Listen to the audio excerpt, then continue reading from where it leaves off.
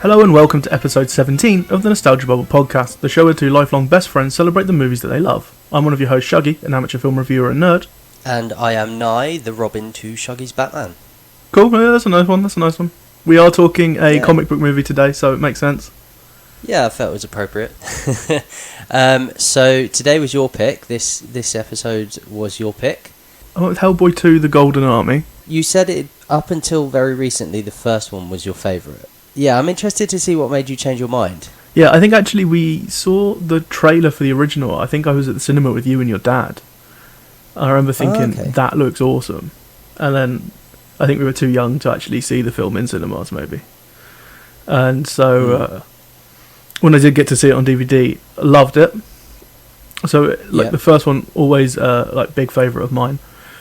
And I think I saw the second one right on my birthday. My parents took me opening night, and I thought it was great, but the first one just had that kind of it was my favourite. I have a big love of pretty cheesy fantasy movies. Yeah, I was actually gonna open up by asking, what tattoo are you planning on getting relevant to Hellboy? I would love a Hellboy tattoo in the comic book style, because the art style in the Hellboy comic books is very distinctive, very cool. It's pretty unique. That's very up your street, actually. I can imagine that on your arm or your leg. Yeah. And this one, this film really speaks to me, because the first one is very much classic pulp film, Hellboy fighting Nazis, and then intergalactic space monsters.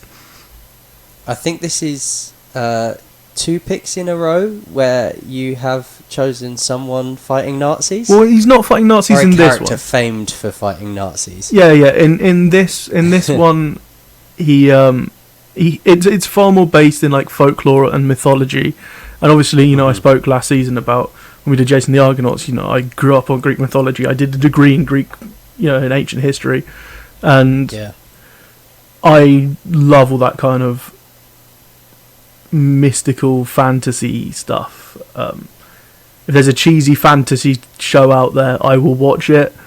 I love most terrible fantasy movies. The one exception being Vin Diesel's The Last Witch Hunter. That was just too boring for words. But things like Seventh Son, which is awful, Sorcerer's Apprentice, awful, love them. Yeah, right up your street. I did actually, obviously, knowing that Star Wars is one of your favourite franchises of all time, I saw a touch of the Star Wars in this film, especially in the market scene. Got very Star Warsy vibes. We'll get there, but I did I did a list of my top 50 comic book moments, comic book film moments, and the market scene placed very highly. Okay, right, yeah, I definitely, that was the point in the film where I kind of went, okay, now I know why Shug loves this film. Yeah. That and the Angel of Death moment, which is so Guillermo del Toro, it hurts. Those are my two, those two moments beat anything in the first Hellboy for me. Right, so that kind of helps it top the list. Yeah. I mean, it's a list of 2. I mean, well, technically there's a reboot, but we won't mention that until post-production. Yeah, have you seen it? Yep. Okay, I haven't, and I'm gonna take that as my cue to steer well clear. It's different. We'll go with that, it's different. Alright. Okay, so shall we get into pre-production stuff? Yeah, so obviously the pre-production, let's start with a little bit on the original Hellboy, which Guillermo del Toro and Mike Mignola, who is the creator of the Hellboy comics, they worked for years to try and get the first Hellboy made, and it was rejected by a bunch of studios who, they didn't like the title, first off. It has the word hell in it. That's a no-no in America. They weren't a fan of the script, and they didn't like Ron Perlman's casting, but Del Toro has worked with Perlman since he was making Spanish language films, and Perlman was appearing in those, and he wrote the character of Hellboy in the first one with Ron Perlman in mind. Right. I mean, even the cosmetics is so kind of suited to the actor. Yeah. You know, like now when I picture Hellboy, I see Perlman. Yeah. You know, like because even out of cosmetics, I look at him and I see Hellboy. Yeah, you can see it. Yeah. So eventually it got picked up by Sony and it was released by one of their divisions called Columbia Pictures. And it came out and, it performed okay. It made a little bit on its production budget, not a huge amount. But it had really strong home video sales, DVD. And the sequel was announced, pretty much as soon as the first one got released. And 2 years later, the deal to distribute it just fell apart.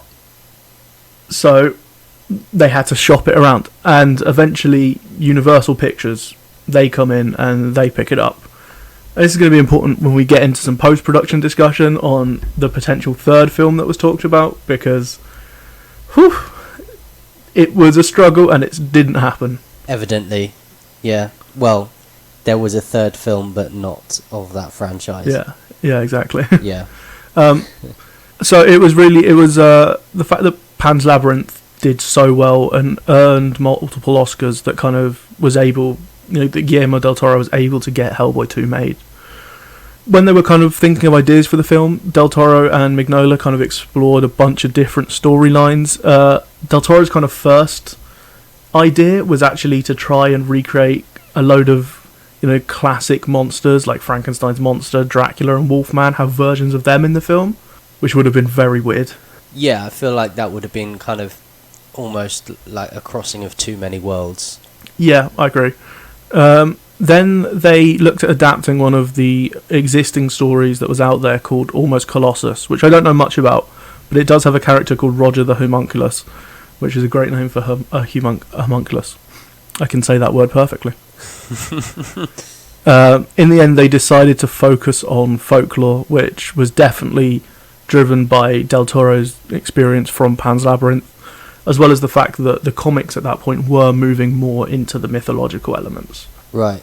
I mean, I can definitely see influences I guess it's not Pan's Labyrinth, it's Del Toro, but I can definitely see kind of very close similarities between the two. Yeah, like you can tell that if you put those two films out, if you put out all of Del Toro's films and you ask someone to say which two were worked on back to back, you could probably pick those two out and go these two. Yeah, absolutely. That's kind of all I've got in terms of pre-production. There wasn't a huge amount out there when I was searching, but yeah, I love the kind of switch they made to folklore and mythology. Again, that's what really wins me over this second time. In the first film, Hellboy's journey is a very interesting one. So there's a common repeated line in it where it's like, what makes a man? And it's that kind of very classic monster storyline of this non-human, creature discovering human traits.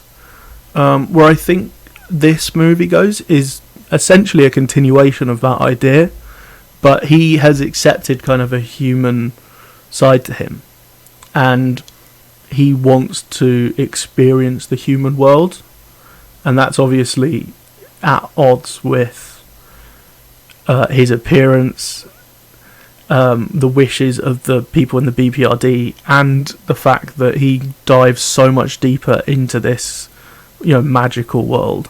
Yeah, I mean, there's definitely kind of a pull between the human and the magical world, and I think that's such a clear theme running through it. Yeah. I mean, you see it in so many ways, just kind of jotted throughout the film. Obviously, there's pretty close to the beginning, he gets kind of exposed to the human world, and they become kind of such a pub. They're in the public eye, yeah. And immediately he has to kind of consider how he relates to the human world. And there are kind of these little snapshots, especially before going into the troll market, of him kind of directly communicating with them, and then there's kind of points throughout, like he gets kind of told that it's us or the human race, and that, I think that is the moment where he sort of tries to take his place amongst people.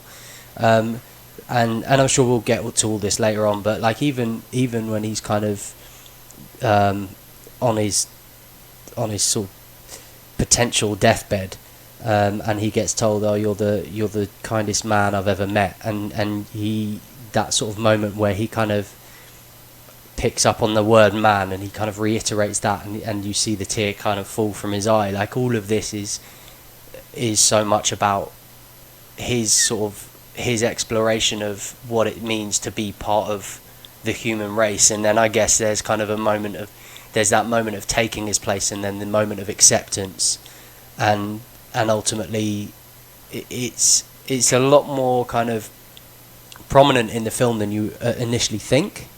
But because it's kind of just thrown in there at those sort of emotional moments, like even when he makes his choice to kind of protect the people, there's kind of that moment of serenity afterwards where the tree monster, I'm going to call it, dies, forest god, that one dies, and there's kind of everything to do with him kind of becoming human is sort of cushioned by that sentimentality and that emotion that comes with it.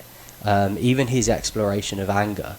Yeah, I think these are great points, but I think it's a question around him that isn't resolved. I think by the end, spoilers for the end of the film, obviously, but right up the top, when Nuada dies, and Nuada, his final lines to Hellboy are encouraging him, that he is one of the magic folk, and the line of, "If we die, the world will be poorer for it." I think, and the fact that he dies in Hellboy's arms, despite the fact, he's been the antagonist of the film, I don't think Hellboy is completely picked the side of humanity. And, the fact that in the supposed third film he was meant to end up becoming the destroyer of Earth, I think there are still question marks. He is still very much a part of both worlds, and he is still a conflicted figure. Yeah, I mean, I can't argue with that. I would agree with that. I think this film in particular is just very much an exploration of the way he relates to people and being kind of in between those worlds. And I think there is a moment, or at least there's certainly, maybe this is kind of where he finds himself being drawn to making that decision to kind of settle on the side of people.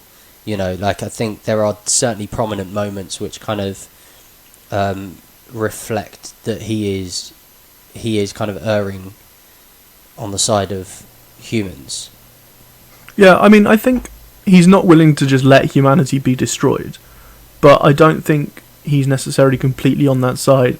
When he gets revealed to the world, you see his interactions with people, and it starts off kind of tame. People are calling him ugly, and then he's getting frustrated with it.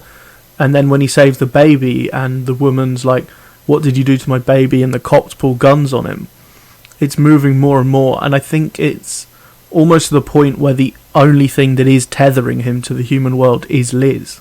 Yeah, I mean, I think so. I think you're right.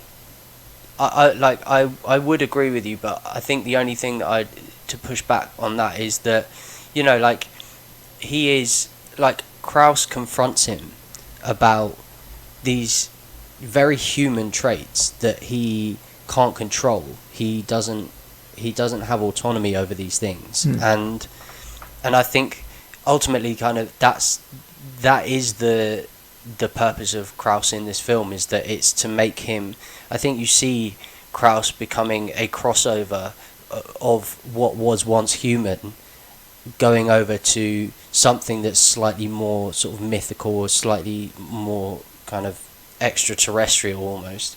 And I think he poses those questions to Hellboy. Yeah. And I think that I think Krauss is almost kind of like another anchor for Red in this film, because he challenges him to think about these things that he feels, and these things that he kind of possesses and displays. And so ultimately, I would argue that it's not just his relationship with Liz that is kind of causing him to think that. It's something that is certainly more kind of self-questioning as well, and I do think that's kind of reflected in the way that he responds to Liz calling him a man, and like him kind of like he's challenged by Prince Nuada to kill, or to let this sort of tree god survive and live, knowing that it will kill the people, and he makes the choice himself. And I understand that was before being kind of called out about the baby, but I think there are moments in this film where it's more than just about his relationship with Liz and how he uses that to kind of identify as part of being human, but where he's actually called on to kind of, I don't want to say look within himself, because I find that's just a really cringy phrase, but like he's it's almost kind of like he's asked to delve in and sort of do a bit of self-exploration. So I'd almost argue that the film is, he starts the film fully, one human side, 100% believes he's man, and it's moments like that with the forest god where when he has to kill it visibly, Perlman's fantastic in that scene because he is visibly distraught at having to do it. You've got Abe going around saying, oh, this is beautiful in the aftermath, and Hellboy's there shaken at having to kill this creature, this last of its kind. And I think that it's steps like that slowly push him further and further. For me, I don't know if this would have been the plan in the third film, but I feel like his journey in that would have been to be pushed even further away from humanity. I think this is almost the first film is him finding his humanity, and then the second film is when humanity is exposed to him, he gets pushed further away from them by humanity. And Nuada plays on that and pulls him more to the side of, the magical beings. And I think by the end, the only thing that does keep him there is Liz. Like, if Liz and his unborn children weren't there, I think Hellboy would fully side with the magical folk. Yeah, I mean, you're certainly more acquainted with the first film than I am. Yeah. I mean, I think I've only watched both films once. I think this was the second time I'd watched this film, and so you'll certainly know the ins and outs of it more than I would. And yeah, I mean, when you take into consideration that she ends up being pregnant with twins, spoiler alert again. I think that definitely gives him kind of another reason to side with people, and something that pulls him away from his kind of his mythical his sort of mythical background. But I mean, this is probably a conversation we could have for hours on end. Yeah. Because, I think it's definitely something that, I mean, when you have a character that's kind of exploring and being pulled one way or the other, you can dive into the themes of the film and kind of plot points and characters and stuff that can contribute to that story's that character's journey through the story endlessly. Like, you could sit and probably have a 10-minute conversation on every scene, but yeah, I just think it kind of really makes for it. You're right that it does make for, like, he is obviously struggling, and it makes for a really kind of interesting dynamic through the film, because he's also hired and owned in a way to kind of protect the human race, and I think immediately that kind of sets up a really interesting to and fro for him through the film. Yeah, I mean, I think that's why I believe that this is just a better film than the first one. The first one has got a very well-told story that, you know, goes right back to things like Frankenstein. And this very much has a more interesting, nuanced character arc for him, and he goes to more interesting places. He is more conflicted. Yeah, I mean, I think ultimately that always makes a story more interesting to watch. And again, like you're definitely more familiar with the first film than I am. But I think, like, objectively, being able to watch somebody kind of work with those internal struggles, as well as dealing with events around them, and kind of watching them sort of maneuver between the two, it just generally gives it kind of more depth. And I think the fact that in the end he hasn't really figured it out, like, he's had to make a decision in the moment of what side he fights for at that moment to stop Nuada and the Golden Army, although I feel that's in the best interest of everyone. You know, Nuala talks about how their, you know, green fields won't recover from the blood that the Golden Army will, you know, rain on them.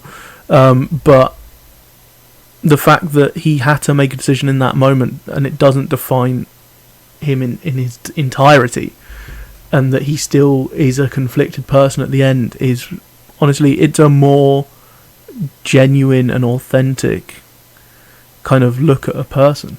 Yeah, well, I mean, things aren't black and white, and I think actually the choice to destroy the crown and kind of almost bringing it to a stalemate in a way, it is, I think, is a reflection of that.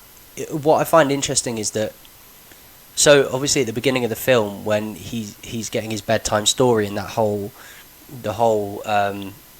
story about kind of King Nuada and his relationship with people and the war that went on, it kind of started where it finished and finished where it started. If you know what I mean, like they finished. The story started on a truce, and ultimately that's kind of where it ended up as well, which I guess gives way for that kind of friction to carry on into a third film, which makes sense if they were planning a third film. Well, I think it's not quite where it, you know, that story that he's told finishes, because in that story, you know, it's very much the humans will keep to their cities, the magic folk will keep to their, you know, forests and, you know, natural areas. And I think the whole reason that Nuada comes out of exile is because of kind of the expansion of humans in the real world. You know, we see deforestation is a huge issue, climate change and global warming are huge issues, and I think that's kind of what drives Nuada to come back. It is that the humans have forgotten this world, and then showing no respect for the natural world, and that is a kind of classic fantasy theme going back to like Tolkien.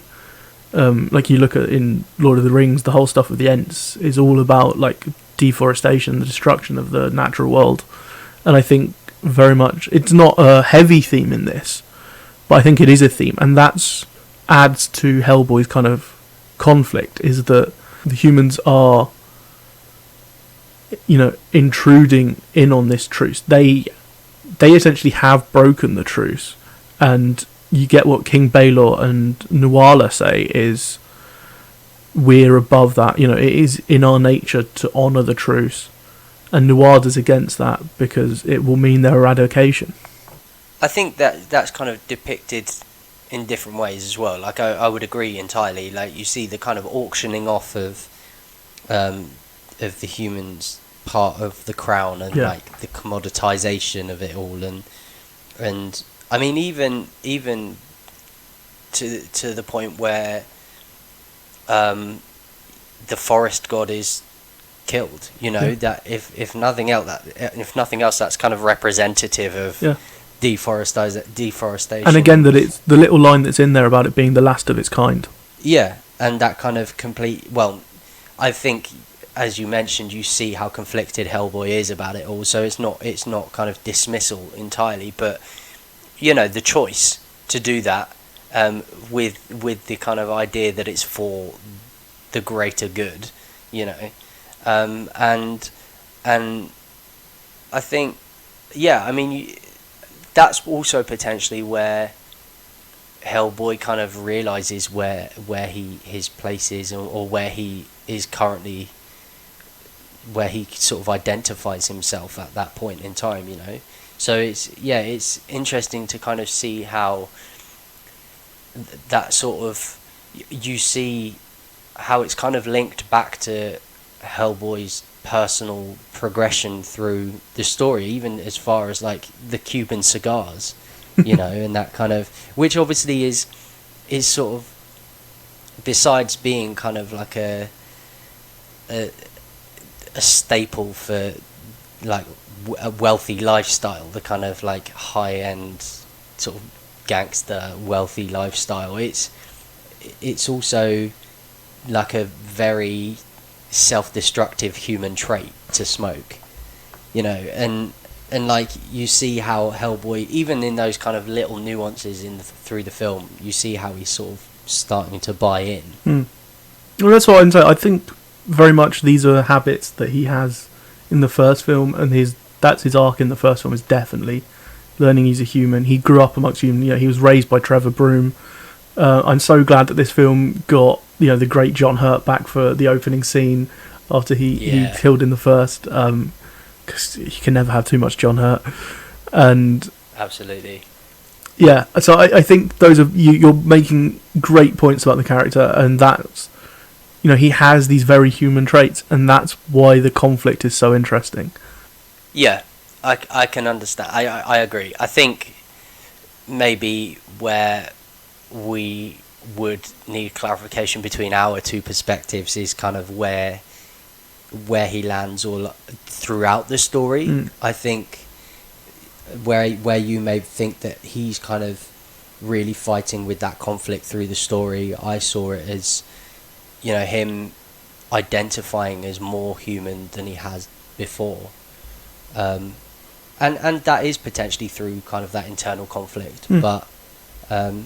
But yeah, as I said, we could talk for hours on that in a film. Yeah, I think this is one of the great strengths of Del Toro's filmmaking, is that he doesn't make it explicit. He leaves it up to you to interpret. Like, that's master film work.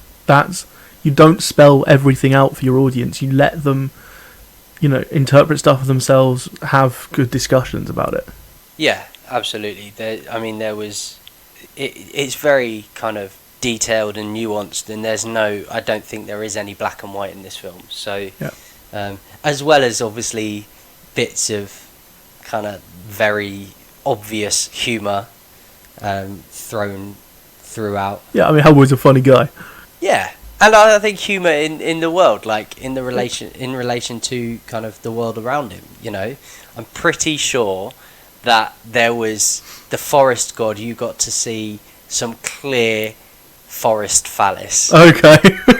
You know what? I've never picked up on it. Absolutely certain. I think watch that scene back, and there's just a point where the camera is like panning down the body just as he's been shot, and with like undoubtedly I was like, what? I had to rewind just to make sure, and I'm sure unmistakably that like it wasn't a coincidence. That must have been one of those things that the production designers were like, yeah, we're gonna throw this in. Sure. Great. I've never noticed it. I'll take your word for it. I do. I think I really want to talk about the troll market, because as I say, yeah, let's get into it. I wrote this list. I think I had this ranked 9th favourite comic book film moment of all time, like really high. This for me is like the pinnacle of the production design and the creature design that is going on in this film. They've pushed it to like such new heights because there's so much going on here, and it's all so innovative. It's all so awesome looking and new, and it draws you in. like, so you mentioned references to, it has Star Wars vibes. I mean, if you look at like the first Star Wars, when they go to the cantina, it's very much they made the aliens out of whatever they could find. There is a guy in like a werewolf mask, whereas in this you can tell every detail has been painstakingly thought over.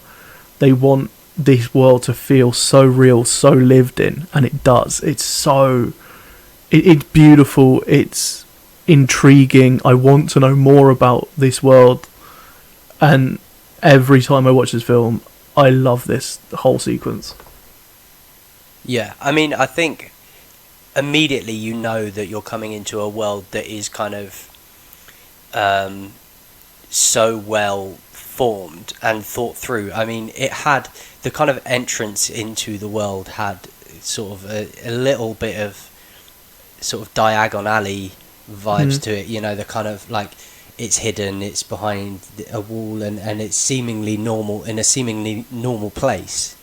And behind it is this whole other world, and already so you're walking into somewhere that has been completely and utterly thought through and wholly considered, and I do really like the detail on the small scene of with the troll, the woman about to eat the Fraggle cat,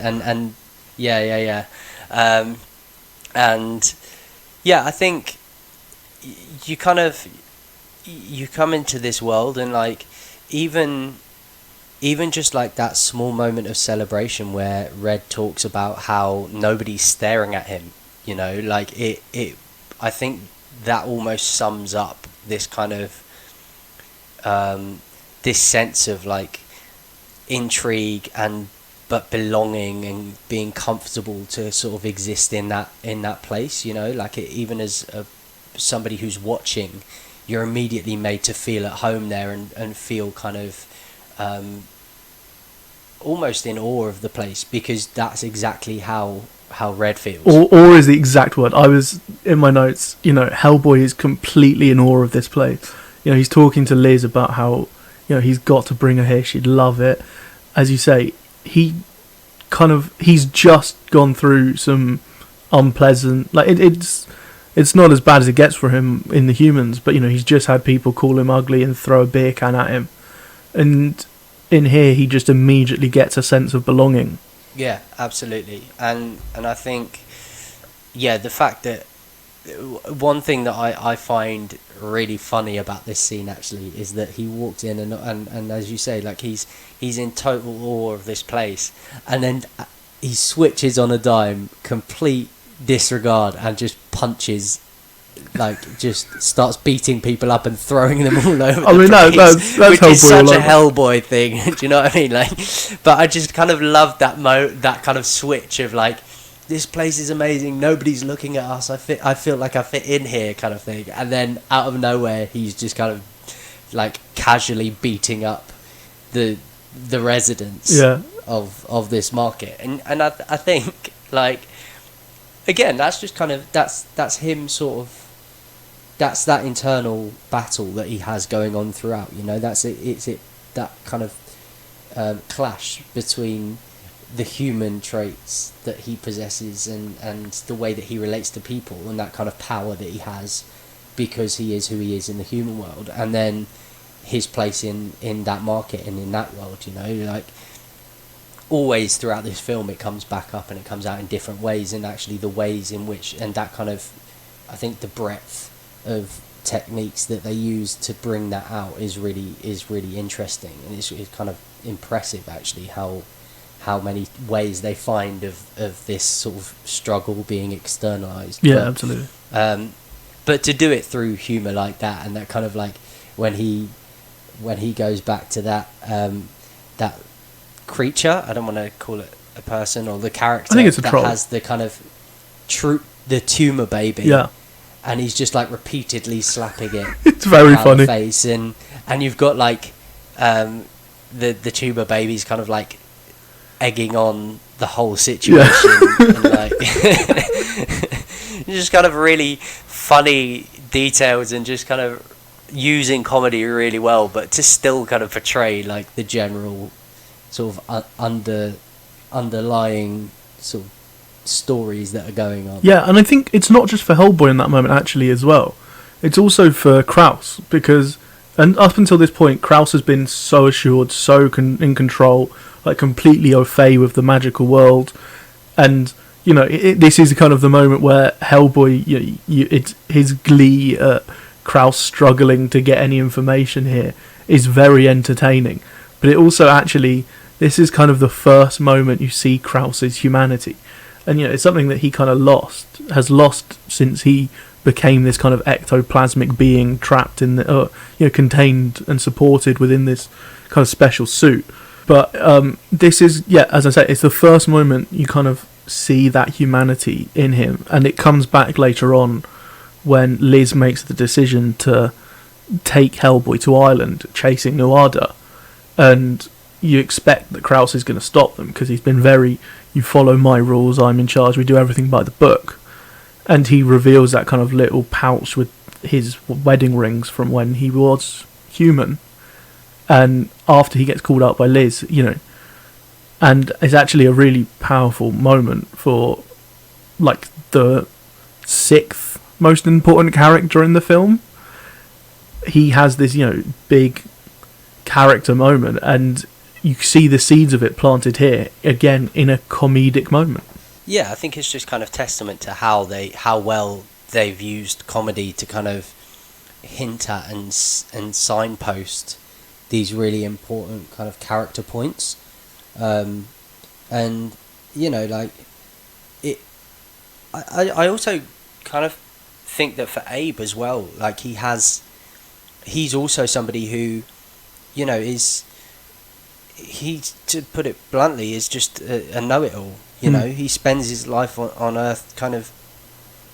He as top dog, he knows everything. He's head and shoulders above everyone else, and like, and he's equally as stumped when he comes across Princess Nuala, and I think here is kind of like. This is the point where actually the whole dynamic between everyone is sort of flipped on its head. You see kind of Hellboy is comfortable where he is, and he's, even though you see him sort of beating people up and kind of resorting back to old habits, but he's kind of happy and he's comfortable where he exists and at that point in time, and then you see Kraus and Abe, who are kind of pretty sort of decidedly comfortable on Earth, mm-hmm. in like the human world, completely out of their comfort zones. And I think it's summed, especially for Abe, like it's summed up when he ends up kind of being beaten to a pulp. But I think that whole dynamic between the three of them is kind of completely inverted. Yeah, that's a great point, and you're making me love this whole sequence even more. And speaking of Abe getting beaten to a pulp, we've got to talk about Hellboy fighting Mr. Wink, because this is kind of the big action sequence to cap this whole troll market scene. Yes. Again, Mr. Wink, such cool design, like the troll with the kind of mechanical arm that shoots a hand out. It's awesome, and this is, I think, one of the first times that we see someone who is just able to completely match Hellboy physically, like go blow for blow with him for an extended period of time. Yeah, absolutely. I mean, I think this is like the moment where Hellboy kind of learns, in a way, I guess, that he's not special. Or that he is special. He is special, yeah. He is Ananung Rama, son of the fallen one.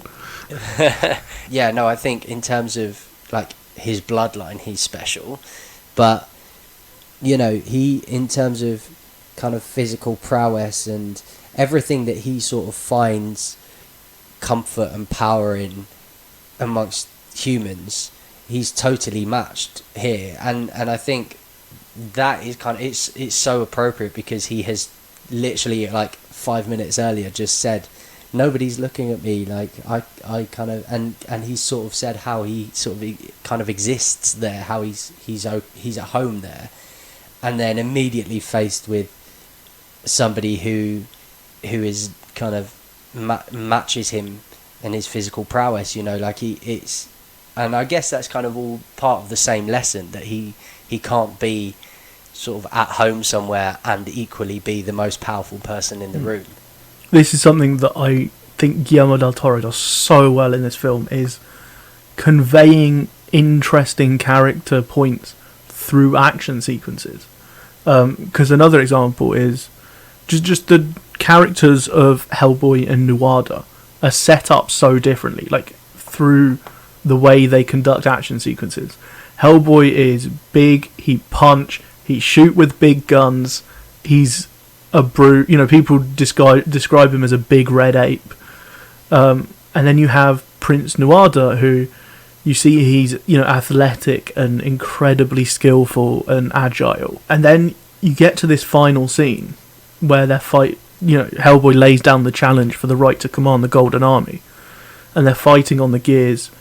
And Hellboy's kind of been going toe to toe with him, but then you start to see Hellboy's agility, the way that he starts, dodging the spear, and then you see his intelligence, which is something that is kind of, people have been calling him stupid all film, even like the Tooth Fairies calling him stupid when they resurrect it, and the way he's hiding around gears. And it's this thing where through their fighting styles and the action sequences, these two characters have been set up as so different, and then suddenly in this scene where they're fighting each other, Del Toro's saying, look, they are way more similar than you might think. Yeah, that's a really good point, and actually something that I hadn't consciously picked up on. And one interesting question that comes out of that comment is that something that Hellboy knew, or is that kind of part of this self-discovery through this film? I think it's less in terms of informing the character about their own journey and informing the audience. Yeah. I mean, that's a brilliant point, and as I said, it's not something that I kind of immediately picked up on. When you've seen the film as many times as I have. Yeah. But yeah, like I think it is kind of a brilliant way to sort of conclude that point of the story, like him being able to kind of bring out everything that he is ultimately, which he hasn't been able to do previously. Like even in the market scene, he didn't have the wherewithal to kind of move and fight like that. And in a way, that's kind of what makes me think, is this something that he's sort of chosen not to display, or that he's never been in the position where he's had to, or did he even know? But yeah, I think and the other thing is that, Prince Nuada doesn't really have the kind of same arc to, like, that kind of arc to his story. He's always kind of consistently the sort of athletic, kind of agile fighter of the two, and he doesn't have the same sort of, I wouldn't say change of heart, but like he doesn't have the same detail or nuance to his story, whereas obviously you see a lot more of that from Hellboy. As I say, I think it's for the audience. It's like the way they fight is so different. It's setting up, these characters are different. They are so distinct from one another, and then when Hellboy is able to match him, and the fact that they're different, like, is continued when Hellboy gets his ass completely beaten. Admittedly, when he's absolutely smashed. Yeah.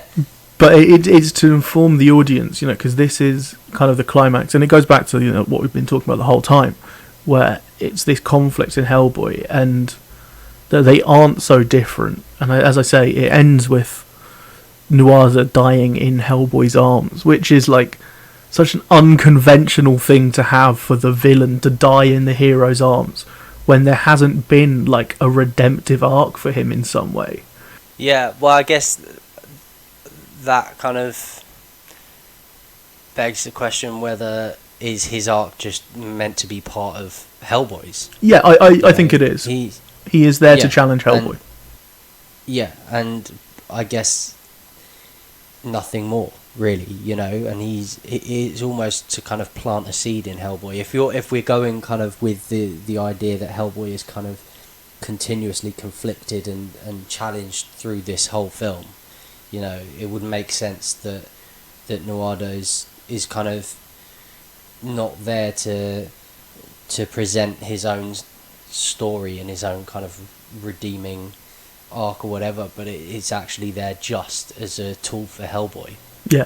No, I think he is. I think, yeah, exactly. Great point. The last thing I really want to touch on is the Angel of Death scene, because as I say, this was also on my list of favourite comic book film moments, a bit further down at like 38. But this is for me like just peak Guillermo del Toro character creations, like up there with the Pale Man from Pan's Labyrinth. I mean, not like aesthetically not too dissimilar either. I think he's distinct enough. Like he is. Oh, absolutely. He is striking yeah, in his imagination. You can see the parallels. Oh yeah, for sure. And this sequence is definitely working to set up a third film, but it's also for me this is kind of where Hellboy and Liz's whole story's been going. And the whole thing with the pregnancy and her hiding it, and the troubles they've had with Hellboy, not really respecting or giving anything in the relationship. He's been very much, this is my space. I don't want to change in any way. I don't want to compromise, and that's been kind of what's,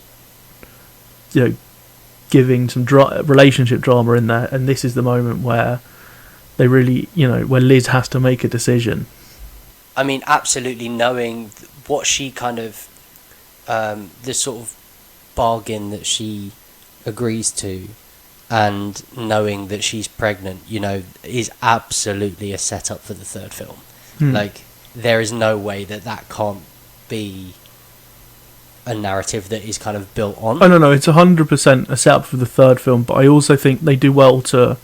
It's not only that, it's the fact that they do have, a payoff for what has been going on in this film at the same time. Like, that's good world building for me.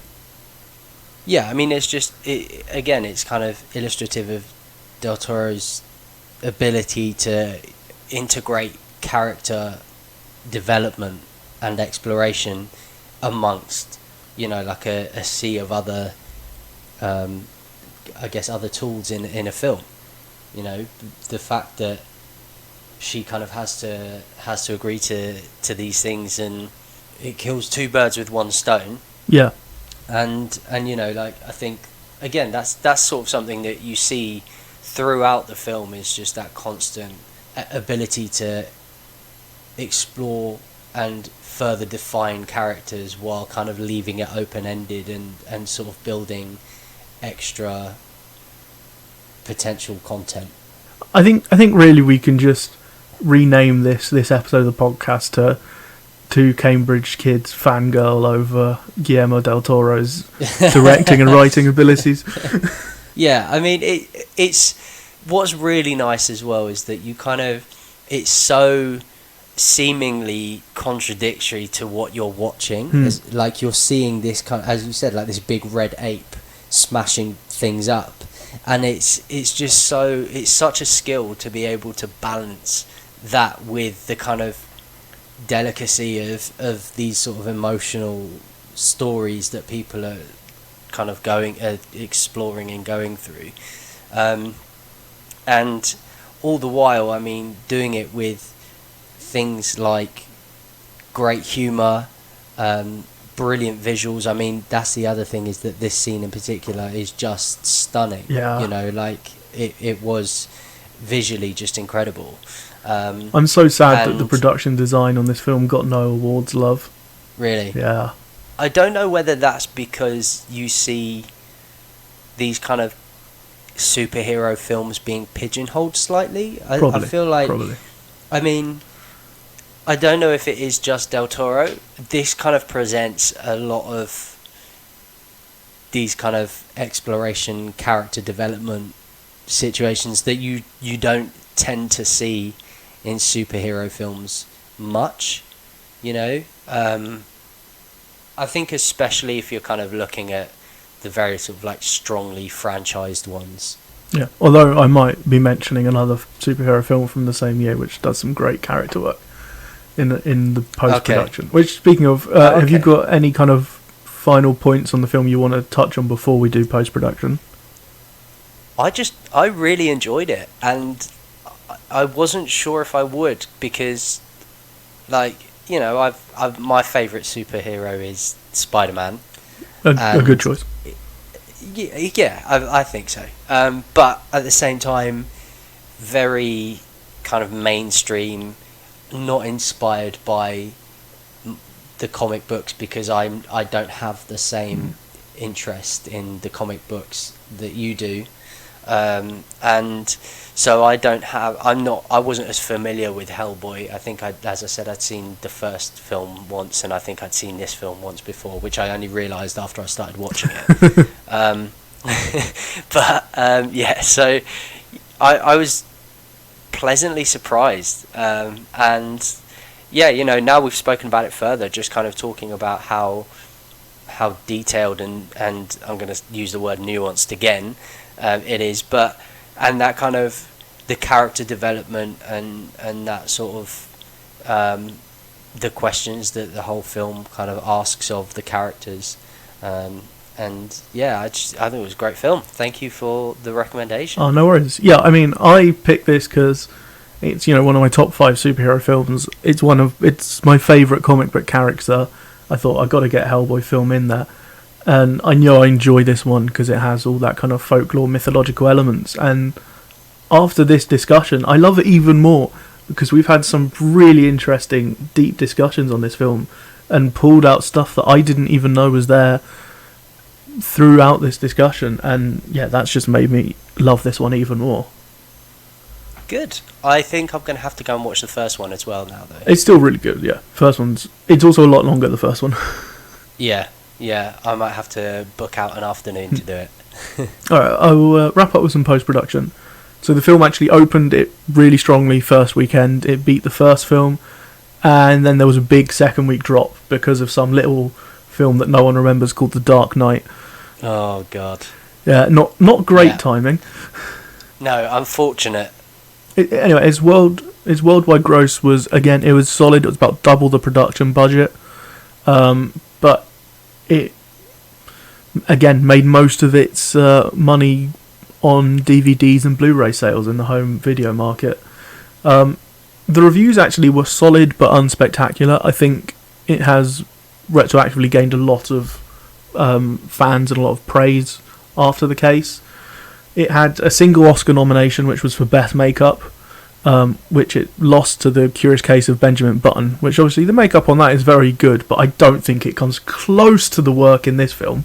Yeah, I've actually watched that film recently, and with no prompting to kind of consider the makeup or prosthetics, I wasn't wholly impressed. I mean, yeah, it doesn't hold a candle to what is going on in this, but yeah, it's not surprising that the Academy will go for the kind of prestige film over the weird fantasy film.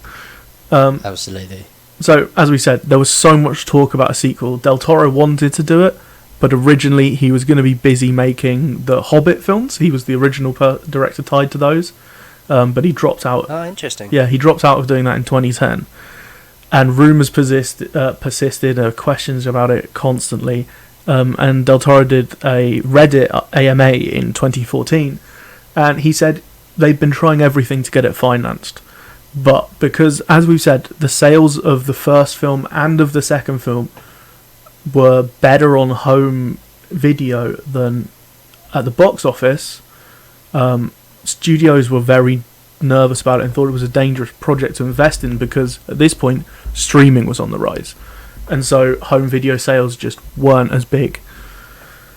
He then, a year later, he kind of reiterated it, saying that the film needed a budget of like 120 million, which is like nearly what this film made at the box office, and just no studio was willing to fund it. Then in 2017 he said on Twitter must report that 100% will not happen. That was when the kind of the reboot was announced and being made. All I can say is at least these films, or that Del Toro's version of these films, finished on a high. Yeah. I think. Despite this, Ron Perlman a couple of years ago in 2019 did say he would love to finish the trilogy if it could get financed, and that they would just ignore the reboot if they were able to. For the vibes I've got from you is that you're doing the same thing. I'll talk about it in a minute. Okay. So there was a planned spin-off. It was going to be focusing on Abe, and he was going to kind of be researching Nuada's history, so we were going to get a lot more about Nuada, and he'd probably get more of a character journey. That got shelved after kind of Del Toro was talking about the possibility of a Hellboy 3. When that kind of died again, they started focusing on the spin-off again until the reboot was announced, at which point it completely killed off the spin-off. So, and as I say, in 2019 we did get a reboot starring David Harbour as Hellboy. It's very different. It goes way more into like horror and weird cosmic stuff. It goes hard into its R rating. There's the kind of blood and over-the-top gore. I am like, it's not Hellboy, but I am a fan of. It's very entertaining. Oh, okay. David Harbour, I think, is also good in the role, but he's not as good as Ron Perlman. Most of the film is pretty terrible. It's not great. Okay. Like, and there we go. The first time I saw it, I was nearly as drunk as a Hellboy when he fights Nuada in the BPRD base. I have seen it since sober, and yeah, I think it's entertaining but bad. As I say, I'm a sucker for a bad fantasy film, and the Hellboy reboot is a bad fantasy film. Yeah, okay. Which is a shame, because I do like David Harbour. Yeah, and I think he's one of the strongest parts of that film. They also have like a were-panther, a psychic. They go on a troll, on a giant hunt at one point. It's crazy. They meet the like Baba Yaga, who's been banished to an alternate dimension. It's Okay. insane. Where do I know the name Baba Yaga from? It is a That's boogeyman. what they call John Wick, Yeah. isn't it? Yeah. Okay. In Hellboy universe, it's an old Eastern European, folk woman from folklore who Right. has a lot of very powerful magic powers. Okay.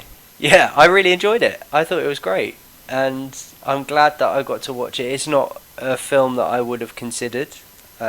So yeah, thank you for the recommendation. Yeah, that's great. I don't think it's one I would have considered picking until I kind of decided to do this favourite characters thing.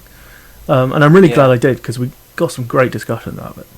Yeah, for sure. And it's your pick next week. It is, and I'm actually really excited about this one. Okay. Because it's actually one that I just thought of today. Ooh. And it was one of those that came flashing back to me. I was thinking, do you know what? I'm gonna go off the back of yours, and I want to go with a superhero film as well. Okay.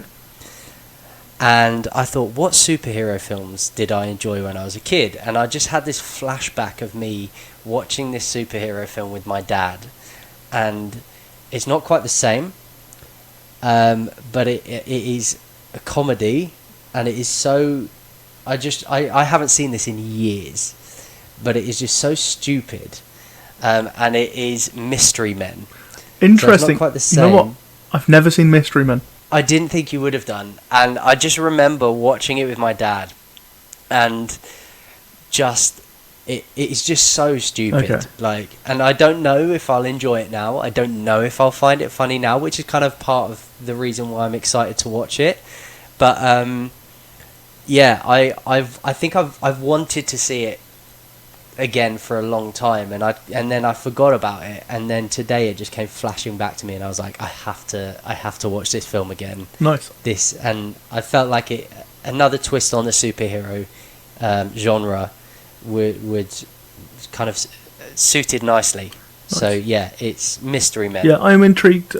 Ben Stiller, right? Yeah, it is. I have my reservations about Ben Stiller, but I really vividly remember loving this film, There are other films that he's been in which I've really enjoyed as well. One of which, and I'm sure you can guess which one, will certainly come up at some point.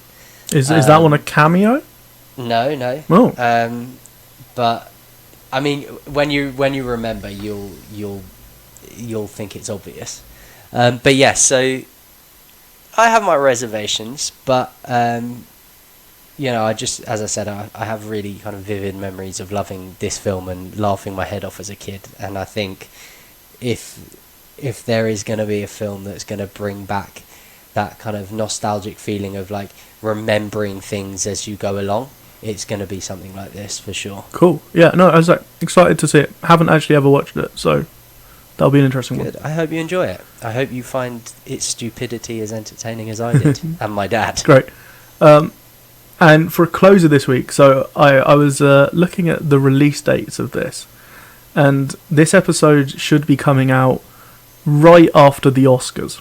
Ah, okay. So we're recording this like nearly a month before the Oscars, and I might have done some extra prep and binge watched the other half of the Best Picture nominees I haven't seen. Okay, so I'm going to be miles behind you on this That's conversation. Fine. So I'm going to go through the 8 Best Picture nominees, give my thoughts on them all, and then I'm going to do some very far out from the Oscars predictions, which at the point you guys are listening to it, you will know if I'm right or wrong. This is before almost any of the other award shows have happened, which are like big indicators as to what's going to win. So I will release a written predictions for all of the awards, which will be like my kind of final locked-in predictions. But this one's should be a bit of fun. So I'm going to start with the nominees, and I'll go from my least favourite to my favourite. But I think there isn't a bad film nominated this year. I think they're all at least good. But my least favourite of the 8 is The Trial of the Chicago 7. Okay, this one I have seen. Yeah. I think it's a really solid kind of political courtroom drama with stellar cast. Sacha Baron Cohen is excellent. I think, I've forgotten the name of the writer and director. He's the guy who did The West Wing. Anyway, he is a legend of kind of this political writing, Aaron Sorkin. And I think he can get a bit too loose with his own work when he's adapting it himself rather than a different director doing it. He doesn't really want to cut anything. I think it's a bit long. So that's kind of my thoughts. You've seen this one, so what are your thoughts on it? Yeah, I saw it a while ago. So I thought it was good. I think, to be honest, certainly Oscar bait. Okay. I think it's very much kind of... I think there's a lot of writing, especially coming into Netflix now, because it is becoming more mainstream, and obviously you're seeing more and more Netflix films getting kind of submitted for the Oscars and being kind of considered. I think there is a tendency or the potential for these films to kind of almost go into the production process aiming for an Oscar now. I think it's not necessarily Oscar bait. I think this is just very much Aaron Sorkin style. Like he did The West Wing, he did other kind of courtroom dramas like Molly's Game. He wrote The Social Network. He very much focuses on this kind of political or cultural commentary from a left wing view. Like that's what he does. That's his whole deal. Right. Okay. So this isn't. I mean, this is coming from someone who hasn't seen all of those other films. I've seen a couple of them, but I thought it was good. I wouldn't say. I would probably agree with you. Yeah, it sounds like we're around the same. Being long. Yeah, I mean, I think if it had made a big impact, I probably would remember it better than I do as well. Okay, next I've got Nomadland, which I think is a wonderfully made film. It's kind of a slice of life, not particularly narrative driven, more kind of feelings and not even necessarily feeling. It's more kind of it invokes a feeling and it kind of plays on some themes more than telling a story. And that's just not my kind of vibe in a film. Like, I do like some kind of narrative thrust, character arc when I'm watching something, and that's not Nomadland, and that's fine. It's just not my cup of tea. Yeah, I mean, knowing you, I can understand that. I mean, somebody who likes the kind of mythical fantasy world, you know, they're films that tend to be very structured. You know, they're being very well considered. They have a strong narrative running through them. So yeah, I can completely understand that. Not one that I've seen. But, yeah. Next, I've got The Father. This is it's not the easiest watch. It's a pretty harrowing kind of look at how dementia can really affect someone and how it can affect the people in their lives. It almost plays at times like a horror film for Anthony Hopkins' character, as he's kind of unsure what's happening. You know, he has tropes where he's talking about, you know, you got to see something weird is going on, and it's very well made in terms of, like, you don't know at times what's real, what's not, what he is imagining, what he is almost remembering but transposing onto what's happening. It's a very well done, and Anthony Hopkins is unsurprisingly incredible. Anthony Hopkins is a master of acting, and I mean, he's got it down to a T. It's second nature for him now. What you describe, again, haven't seen it. I probably haven't seen any of these past the Chicago 7, but what you describe sounds a little kind of like a merging of Still Alice and Birdman,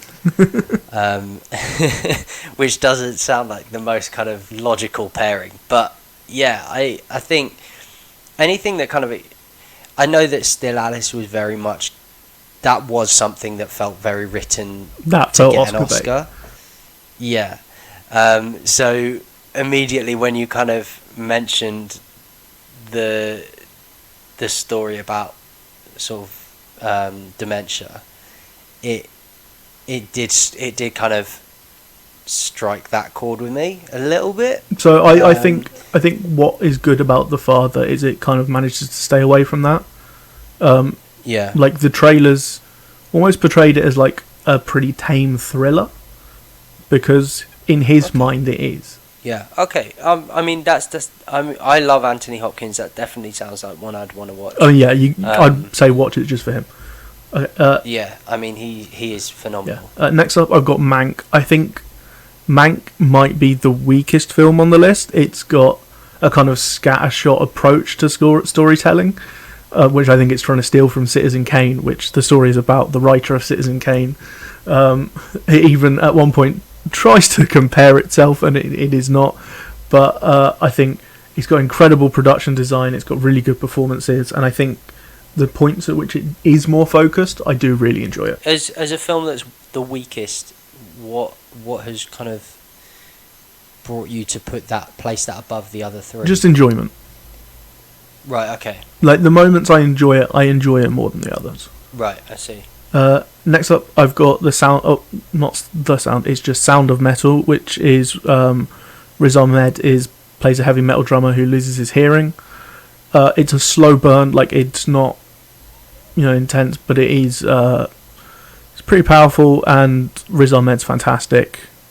It's interesting. You don't see lots of stories told about people with hearing impediments, so that's great, and the cast is awesome.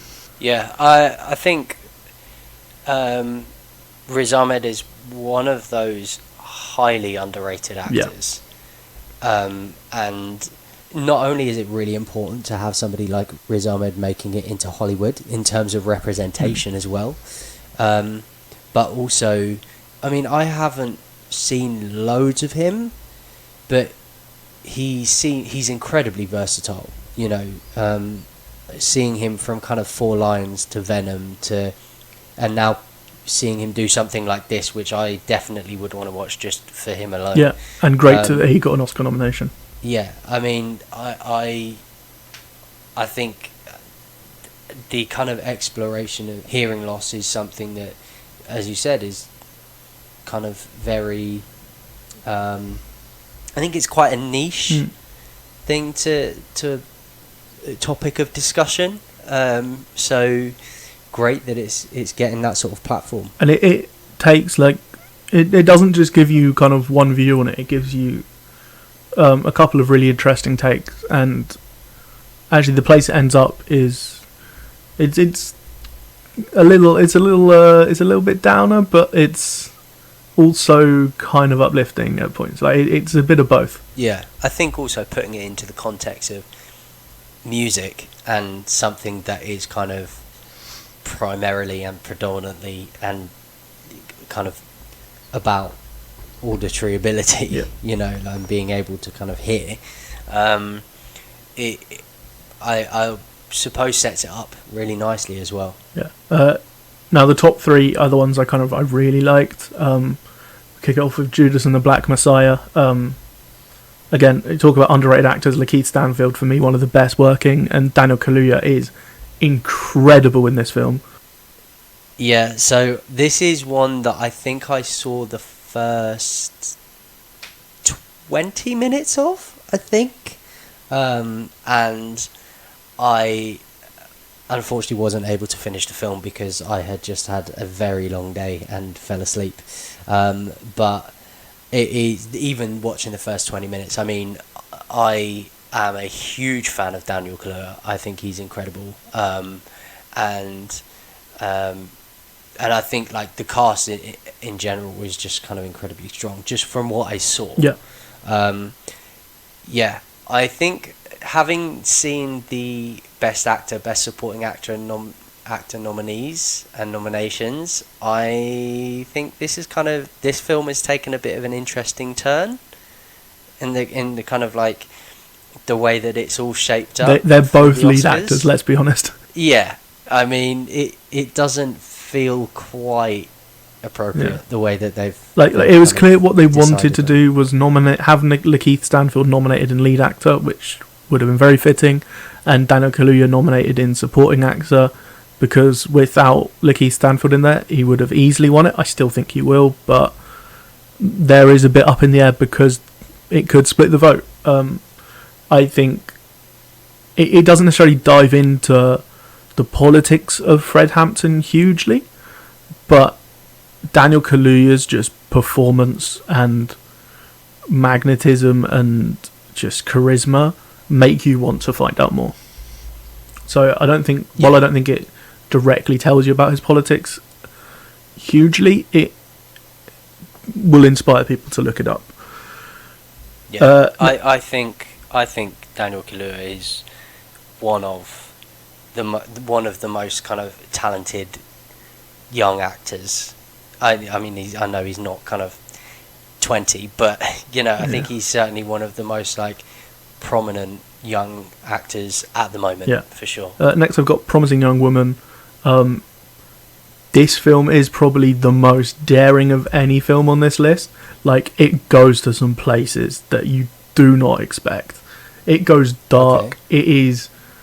I think this is a must-watch for pretty much anyone, particularly any blokes out there. What's it about? I feel like I've seen the trailer. So Carey Mulligan is a woman who essentially in her free time in evenings goes to bars, pretends to be drunk, and then has nice men take her home, and then before they can sexually assault her, she like calls them out. And then it goes to some very bold and interesting places, and I highly recommend anyone watch it. I'm trying to not give too much away. Yeah. I think we might have actually had a brief conversation about this film, didn't we? Yeah, that's definitely one I need to watch as well. I should probably watch all of them, actually. Top of my list, Minari. I watched this one today. It is a beautiful film. It is essentially, it's about this Korean family that lived in California, and they move out to rural Arkansas because the dad of the family, played by Stephen Yeun, who I wish would win Best Actor but probably won't. He has a dream of starting a farm, and it essentially that brings up like marital troubles between the parents.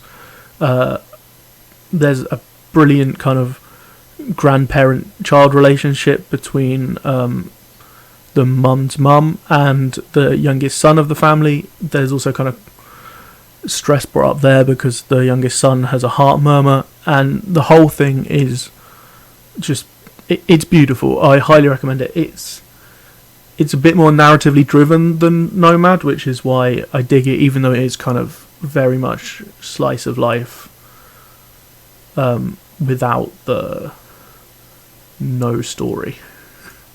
Yeah.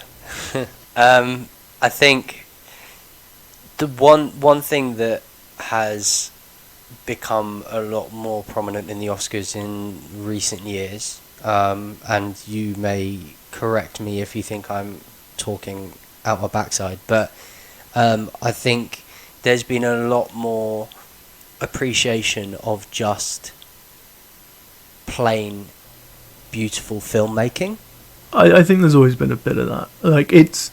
You think? Yeah, it's always just... It's these are, like... I think Minari is something that you might say is kind of an awards film from 10, 20 years ago. If it wasn't... You know, the only thing that would, like, separate it from that is the fact that it is largely in Korean. Yeah, okay. I mean, that's the other thing that I was gonna touch on, was that to have 2 years running with real East Asian representation is huge, I think. And I think bringing... And to be quite honest, you're the person that has introduced me to the quality of many East Asian films, you know, and me being able to appreciate it myself. I just think, like, to see the representation on a platform like the Oscars is just kind of, and not, you know, in a foreign film category. And although I think we kind of discussed how it's technically an American film, but obviously has that kind of the Korean representation in there. It's made by Korean American, and it's semi-autobiographical for him. Right. So yeah, I think that seeing that diversity sort of grow within those kind of huge prominent categories as well is really promising for, you know, film and the distribution of film across the Western world. So I think someone who needs a huge shout out here that you might not expect is Brad Pitt, whose production company Plan B. They produce so many Black and Asian pioneered and driven stories in film these days. They produced Moonlight, they produced 12 Years a Slave, they produced The Last Black Man in San Francisco, they produced this, they produced a bunch of others, including the upcoming Barry Jenkins limited TV show. They produced one of Bong Joon-ho's American films, Okja. Yeah, they're doing great work, kind of pioneering minority voices in American cinema. Yeah, absolutely. I mean, one film that I watched this year was, and although doesn't kind of quite sort of show that kind of the most obvious minority representation, is Kajillionaire. Yeah, that's another one of those. They produced as well, and you know, having Hispanic actors in there, and kind of really delving into sort of this lifestyle of kind of a white working class American, you know, a sort of very working class family who's really struggling and trying to get by, and doing it actually in a very interesting way that I hadn't seen before, you know, with kind of the exploration of different ways of getting by, and like that sort of struggle, the things that they deal with, and doing certain things with levels of conviction, and like, and also touching on the kind of delusions that some people have, you know, about the kind of power cuts and stuff in that film. Yeah, it's all kind of I saw that, and it wasn't, I didn't walk away going that was an incredible film, but I certainly recognised that it was an exploration of an interesting segment of society that you didn't see every day on the screen. Yeah, definitely check out the work Plan B produces. And I know this is a long closer, but I'm going to very quickly rattle through some predictions. Go on then. So, Best Picture, I think Nomadland is, at this point, pretty much cemented to win it. If something changed next month, I'll be surprised. If I could pick, I'd pick Minari. Director, Chloe Zhao's probably going to win. She wrote, directed, edited. She did tons of work on Nomadland. I would not be opposed to that. Her work is fantastic. Obviously, I love Minari. I'd love to see Lee Isaac Chung. I can't speak. I've been speaking for an hour and a half. I can't. I'd love to see him win. Actor, it's probably going to be Chadwick Boseman. I don't think it's even his strongest performance of the year. I think that came into Five Bloods. If I could pick anyone, I'd pick Delroy Lindo, who's not even nominated. But from the nominees, I'd love to see Stephen Yeun win. Actress, it's probably Carey Mulligan, and that would be very well deserved. For supporting actor, it's probably Daniel Kaluuya, but as I say, if he kind of does get upset because there are two actors from the same film in there, Leslie Odom Jr. from One Night in Miami could steal it. I'd also pick Daniel Kaluuya. For supporting actor, I'm not certain. It's probably going to be Maria Bakalova from Borat 2. Potentially Olivia Colman again, just because she is a favourite with the Academy. Like, everyone loved her as she was winning, but it's looking like Maria Bakalova. I'd pick, again, going back to Minari, I'd pick Yoon Yu Jung from Minari. For original screenplay, it's Promising Young Woman. This will be the first time I'm like, it's not going to be something from Minari for me. Instead, I think Promising Young Woman fully deserves to win. It is the boldest screenplay of the lot. Like, yeah. Adapted screenplay, Nomadland, like, it's the favourite for most of these kind of Oscars it's in for. I'd personally pick One Night in Miami. Definitely recommend that if you haven't seen it. For animated film, it'll almost certainly be Soul, and Soul completely deserves it. But I do love Wolf Walkers, that's also nominated. For international feature, I won't tell you what should win because I haven't seen any of them. I do intend to, when I get the chance, watch another round, which probably will win. Because if you want to see Mads Mikkelsen try and stay drunk for his entire life, then that's a film for you. And you know what? I'm such a Mads Mikkelsen stan that I will just say it deserves to win because I love Mads Mikkelsen. Okay, you can find the podcast on iTunes, Google Podcasts, Spotify, yay, Podbean, and on YouTube. You can follow us at Nostalgia Bubble on Twitter and at Nostalgia Bubble Podcast on Facebook and Instagram. You can follow me at Shuggie Says on almost anywhere across the internet, and at Shuggie Plays anywhere you can't find me there. Or I'm not on those platforms. And Nye? You can find me on Twitter at Nyerees, Nyerees, or on Instagram at ReeseNye. And we'll see you next time to discuss Mystery Men. Bye-bye. See you next time. Goodbye.